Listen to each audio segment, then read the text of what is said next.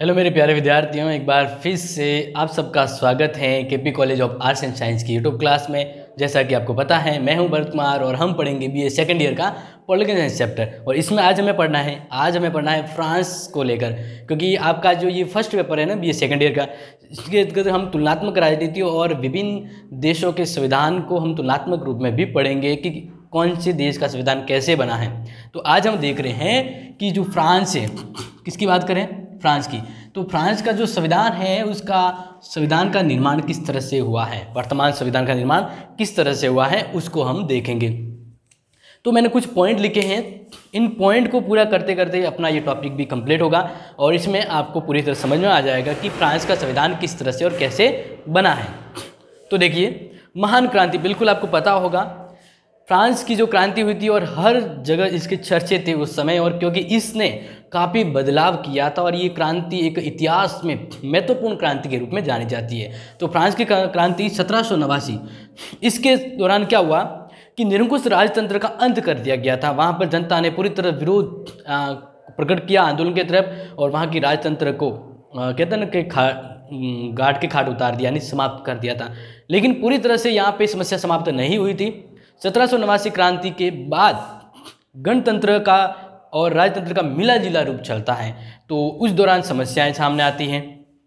तो ध्यान रखना कि 1789 क्रांति के बाद एक महत्वपूर्ण बदलाव तो आया, और इस बारे में आपको पता होगा कि फ्रांस में निरंकुश भ्रष्टाचार और शासन व्यवस्था को अंत करने के एक प्रयास तो किया था, लेकिन इस प्रयास के दौरान भी यहाँ पर अस्थिरता आ गई थी। और जहाँ तक आपको पता है, और नहीं है तो बता देता हूँ कि 1789 में क्रांति, उसके बाद 1954 तक का अगर दौर देखें तो उस दौर में काफ़ी हलचल हुई। और हलचल क्या हुई, सबसे बढ़िया आपको ये चीज़ ध्यान रखनी है कि और किसी भी देश में का या किसी भी देश का इतना संविधान नहीं बदला होगा, बार बार नया संविधान आना जैसे, या बार बार बदलाव होना जितना फ्रांस का हुआ है। मैं आपको बता देता हूँ 1958 तक यहाँ पे 14 बार परिवर्तन हुआ। संविधान कितना बार परिवर्तन हुआ, 14 बार। मतलब मान लीजिए पूरा ही बदल गया हो या आधा बदल गया हो, तो इस तरह का है। छोटे मोटे परिवर्तन की बात नहीं करते, बड़े परिवर्तन पर जो इस तरह की जब हलचल हो रही थी, तो इसके आधार पर फाइनर ने कहा है, डॉक्टर फाइनर ने कहा कि प्रत्येक संविधान का निर्माण उसे क्रियान्वित करने के लिए नहीं, अपितु उसे बदल डालने के लिए हुआ है। तो यहाँ पे संविधान है वो कुछ नया बदलाव के लिए ही आता है। तो इस तरह से यहाँ से शुरुआत होती है कि कुलीन जो निरंकुश राजतंत्र वो समाप्त हो जाता है और गणतंत्र शुरू हो जाता है। लेकिन पूरी तरह से गणतंत्र नहीं था यहाँ पर, तो यहाँ से शुरू तो हो जाता है गणतंत्र की ओर बढ़ना।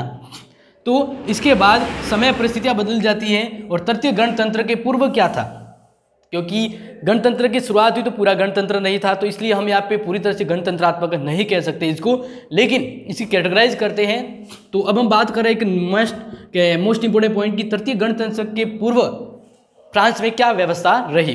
तो आपको ध्यान रखना है 1789, मैं आपको बता देता हूँ कि 1789 क्रांति के बाद 1791 में फ्रांस के लिए लिखित संविधान तैयार किया गया था। यानी इसके बाद संविधान को लिखित रूप में तैयार करने का एक व्यवस्था भी कही गई।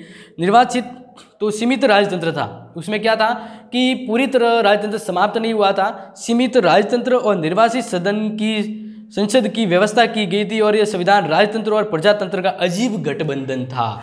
ये चीज़ आप ध्यान रखेंगे।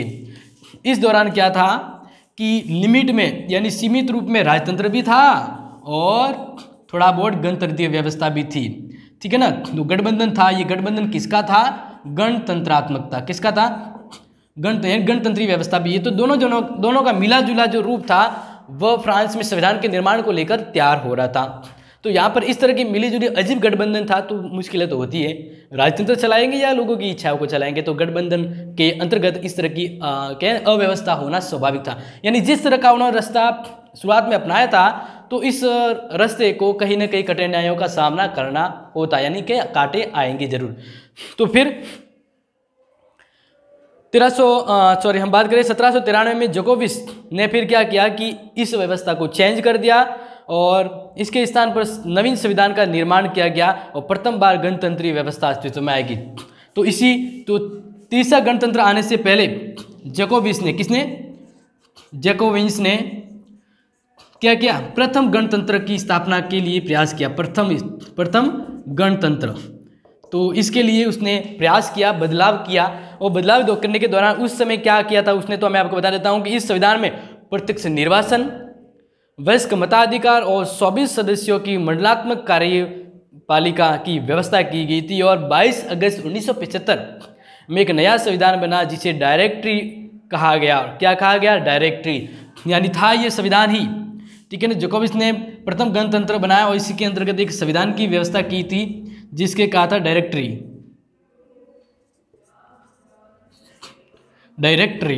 संविधान। तो ये चीज़ आपको ध्यान रखनी है। इसके बाद मैं आपको बता देता हूँ, इसके बाद इस संविधान के अंतर्गत हम बात करें तो 4 वर्ष तक डायरेक्टरी का शासन चलता था। यानी जो जैसे अपने लोकसभा होती है वो 4 वर्ष मतलब 5 वर्ष के बाद बदलाव होता है, तो इसमें 4 वर्ष का था। तो 1799 में क्या हुआ आपको ध्यान रखना है, 1799 के अंतर्गत हम बात करें, नेपोलियन ने एक नवीन संविधान का निर्माण किया। यानी इसके बाद नेपोलियन आया और नेपोलियन ने एक नवीन संविधान का निर्माण किया जिसको हम कहेंगे सेकेंड नवीन संविधान। तो इस तरह से आप ध्यान रखना कि नेपोलियन ने जो संविधान बनाया होगा तो वो कैसा होगा, आपको पता होगा सबको, तानाशाही था, बिल्कुल। तो यहाँ पे हम बात करें तो नेपोलियन ने जो संविधान का निर्माण किया जिसे कॉन्स्टिट्यूलेट कहा गया। क्या कहा गया? कॉन्स्टिट्यूशन तो वर्तमान है संविधान का, लेकिन उसने नाम दिया था कॉन्स्टिट्यूलेट। तो इस तरह से यह व्यवस्था भी अल्पकालिक थी। क्यों? क्योंकि नेपोलियन का संविधान भी ज़्यादा समय तक नहीं टिक सका और 1804 में नेपोलियन ने कॉन्स्टिट्यूलेट को भंग कर स्वयं को फ्रांस का सम्राट घोषित कर दिया। कहने का मतलब इसकी इच्छा तो यही थी कि मैं सम्राट बन जाऊँ, पूरा देश मेरे कंट्रोल में हो जाए। तो थोड़े समय बनावटी के लिए एक संविधान लोगों के सामने रखा, फिर उसको खुद नहीं भंग करके पूरा अधिकार कर लिया। तो इस तरह से वो गणतंत्र व्यवस्था की ओर फ्रांस जब बढ़ रहा था तो नेपोलियन ने वापस तानाशाही व्यवस्था ला दी। इसके बाद काफ़ी परिवर्तन हुआ। नेपोलियन ने उसके प्रशासनिक सामाजिक व्यवस्थाओं में काफ़ी बदलाव किया। इस फ्रांस की व्यवस्थाओं का काफ़ी कहते हैं ना नवीनीकरण होने जैसी व्यवस्था हो गई। तो मुनरो ने नेपोलियन के इस योगदान को दृष्टि में रखते हुए कहा है कि फ्रांस नेपोलियन की तलवार की अपेक्षा उसकी कलम का अधिक ऋणी है।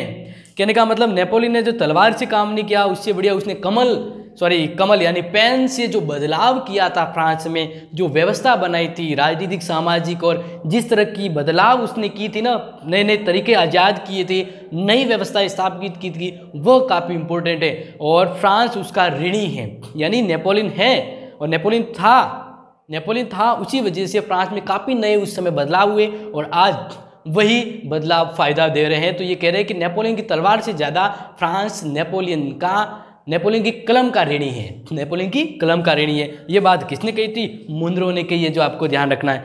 तो इस तरह से हम बात कर रहे हैं कि 1838 की क्रांति के फलस्वरूप आलियंस वंश के अधीन संवैधानिक राजतंत्र की स्थापना हुई।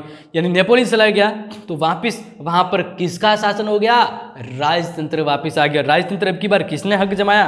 तो राजतंत्र आलियंस वंश ने वहां पे राज जमा दिया। और इस तरह से यह व्यवस्था 1830 में जो आलियंस वंश ने स्थापित की थी, 1848 में ये भी समाप्त हो गई। बार बार बदलाव, बार बार नई व्यवस्था, ये होता रहा फ्रांस में। 1852 में नेपोलियन तृतीय ने स्वयं को फ्रांस का सम्राट घोषित कर दिया और द्वितीय गणतंत्र को द्वितीय साम्राज्य में प्रणीत कर दिया। नेपोलियन तृतीय, जिसने वापिस खुद को सम्राट घोषित करते हुए क्या किया? स्थापित सेकेंड गणतंत्र की स्थापना की। यानी एक बार तो गणतंत्र कब बन गया था? जब क्रांति हुई थी। क्रांति होने के बाद लोगों के द्वारा आधा राजतंत्र आधा गणतंत्र स्थापित हुआ था, लेकिन दूसरी बार नेपोलियन तृतीय ने वापस गणतंत्र की स्थापना की। लेकिन ये भी कहने कि खास समय तक टिक नहीं सका और ये व्यवस्था भी जड़ से गिर गई। और 1876 के आसपास जर्मनी के हाथों फ्रांस की पराजय होने के साथ ही फ्रांस के अंतर्गत नेपोलियन की सम्राट और हुकूमत समाप्त हो गई और वापस फ्रांस बिना शासन व्यवस्था के अधर में आ गया। तो तब हम पढ़ेंगे तीसरी गणतंत्रीय व्यवस्था। यानी जर्मनी के साथ युद्ध होने के बाद नेपोलियन फ्रांस की स्थापना मतलब कहता है उसकी व्यवस्था पूरी तरह समाप्त हो गई। अब गणतंत्र का एक नया रूप है वो फ्रांस के सामने आ रहा था और वह था तृतीय गणतंत्र की स्थापना पहली बार तो 1789 में हुई थी, दूसरी बार नेपोलियन तृतीय ने गणतंत्र की स्थापना की थी। अब तीसरी बार नेपोलियन तो नहीं रहा, लेकिन फ्रांस में गणतंत्र की स्थापना हो गई थी। ठीक है, तो यहाँ पे आप कुछ पॉइंट के साथ डिस्कस कर रहे हैं तो आपको अच्छे समझना है। तो हम बात करें नेपोलियन तृतीय के पतन के बाद राष्ट्रीय सुरक्षा परिषद ने फ्रांस में अंतरिम सरकार की स्थापना की। फ्रांस ने अंतरिम सरकार की स्थापना की और अंतरिम सरकार के अंतर्गत निर्मित राष्ट्रीय परिषद ने स्थायी संविधान के निर्माण हेतु 30 सदस्यों का एक आयोग नियुक्त किया। कितने सदस्यों का? 30, और 5 वर्ष में वो संविधान तैयार हो गया। तो इस तरह से यहाँ पे तीसरी बार गणतंत्र की स्थापना हो गई और फ्रांस में संविधान बन के तैयार हो गया 5 वर्षों के आसपास।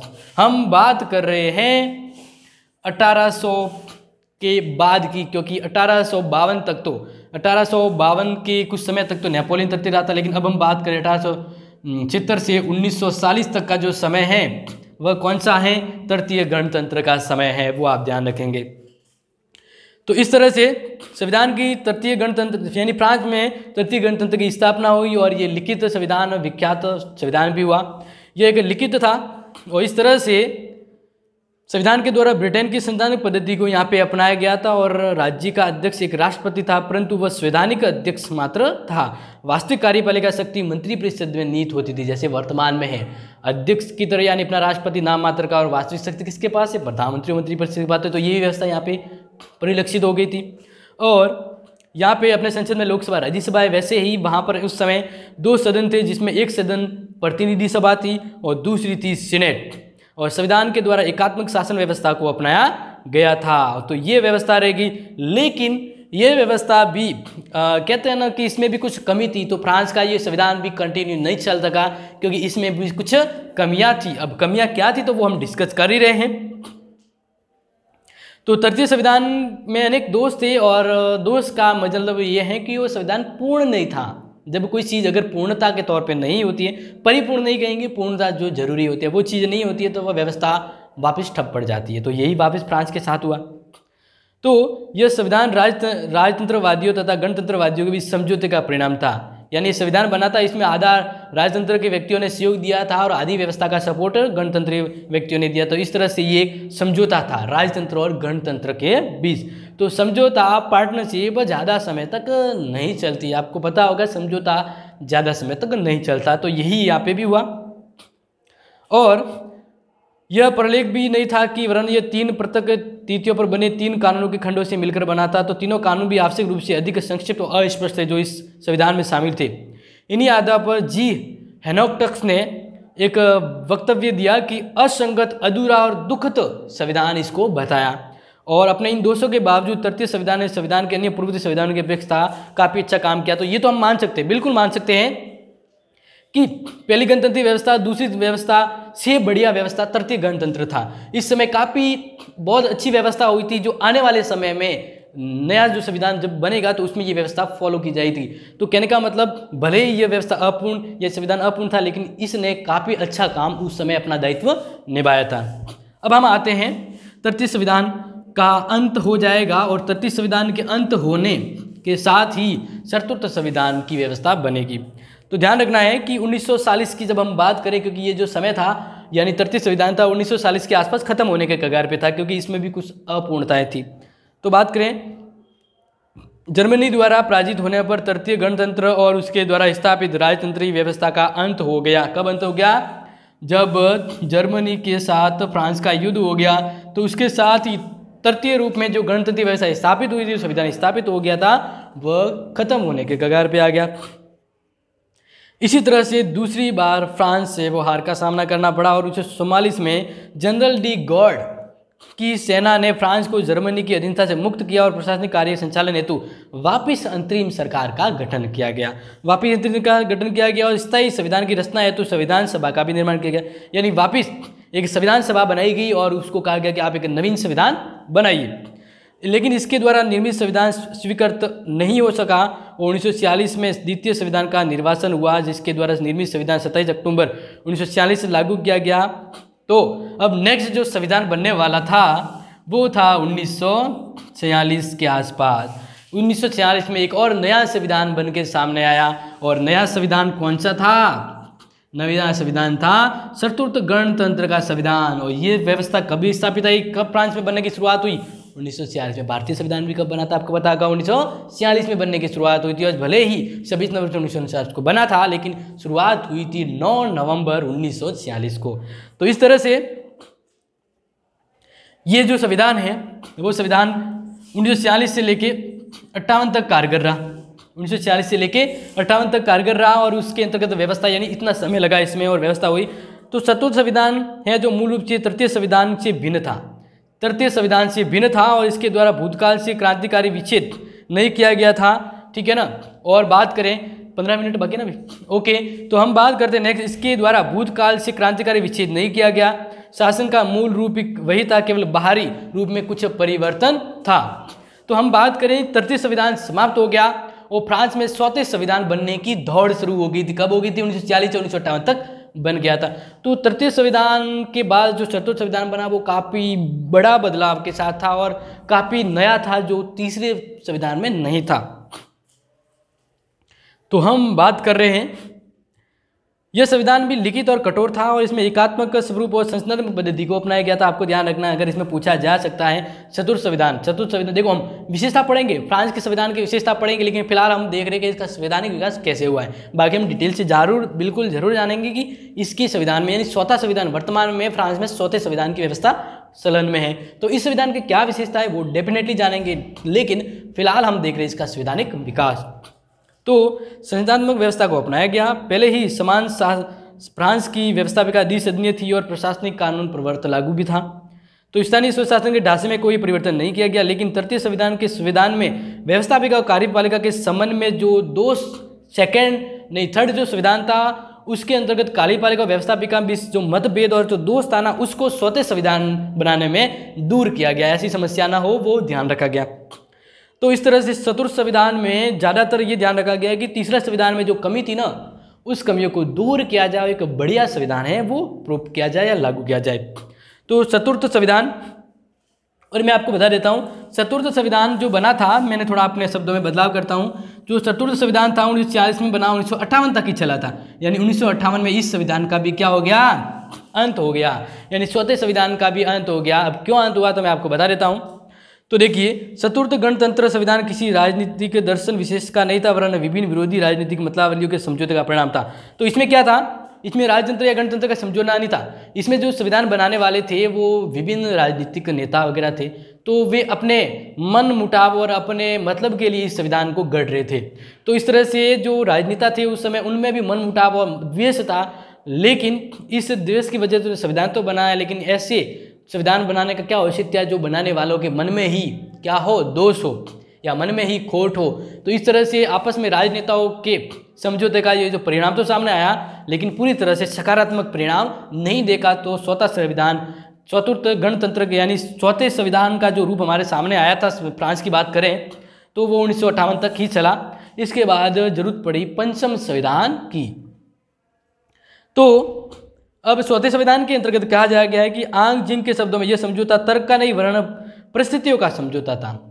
बिल्कुल, हम बात करते हैं ना, कभी हम किसी समय के अंतर्गत अपना जीवन यापन कर रहे हैं, तो हमें कभी कभार क्या है, समय और परिस्थितियों को देखते हुए समझौता करना पड़ता है।